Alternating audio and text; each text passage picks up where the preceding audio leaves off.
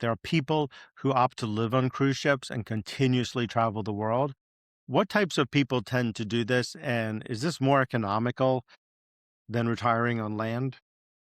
Yeah, I mean, I've actually made a couple of videos out of it because there's quite a lot of myths around this whole area. There's actually very few people that live full time on cruise ships, and those that do uh, raise a lot of issues around it. So there's kind of a couple of camps. There's one where you can buy you can basically buy a cabin, and then you can live on it as it's your apartment. So there's a couple of like the World is the most famous one.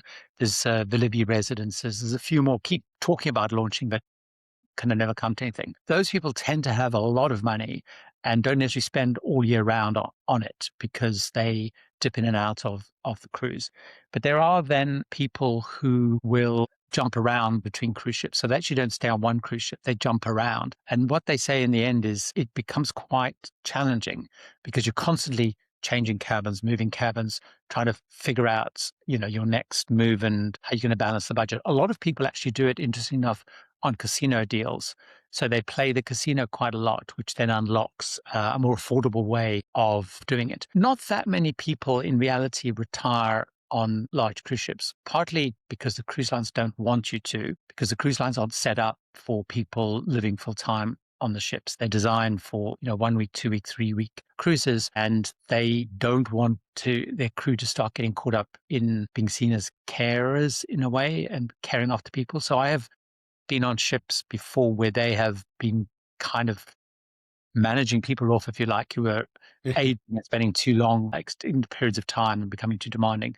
So cruise lines don't, except for those ones that sell cabins, don't really want people to do that. So there are people who will kind of hop around, but you always have to have a home base for taxes, for medical, because the medical center on board will not do day to day care. So if you've got prescriptions or an ongoing medical thing, you have to go home every now and again to get your prescriptions done, your checkups done, that kind of stuff. So it's also not massively practical. And then, of course, insurance is a massive challenge if you're traveling. So there's a lot of hype about it, but when you actually look at it, Do it, it becomes harder. Yes. exactly. And people will tend to do it. I know there's friends of mine who've done it for a year. They said, right, they're going to for a year and they hop around. But in reality, what they do is they'll come home for a couple of weeks, particularly at peak times. They'll go and try the ships. They try to balance budget and stuff. Yeah. Is there a cruise that you want to go on that you haven't done? Is there something coming up that you're like, I have to do this? This is on my bucket list? Yeah. I mean, I always sort of joke is I had a list when I started this thing and the list gets longer. It never gets shorter. I mean, I'm fortunate because of what I do in the channel. I've done a lot of what I want to do overall, but I haven't spent a lot of time cruising around Africa, which I'd like to do much more of.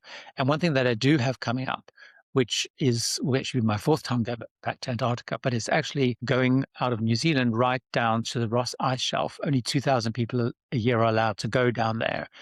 So it's very tightly regulated. There's not many options. And it's a very unique part of the world because you can also go, Why are only 2,000 people allowed down there?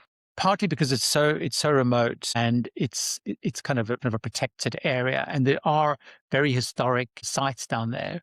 For example, there's a whole series of huts which Scott had, Amundsen, and various different explorers had down there, which are, because of the nature of the place, are kind of preserved, but they have everything in because the people kind of died or deserted them when they left. So it's very remote a part of the world, very even more harder than the northern part of Antarctica. It's even more risky in terms of going there, just in terms of if you have a medical issue or something, it's days and days and days to get out of there. Whereas if you're in the Antarctic Peninsula, it's maybe a day or two in reality to get back across Strait Passage if in medical emergency. So it's more that it's just very remote. So it tends to be more science based people with very few kind of more recreational expedition stuff going down.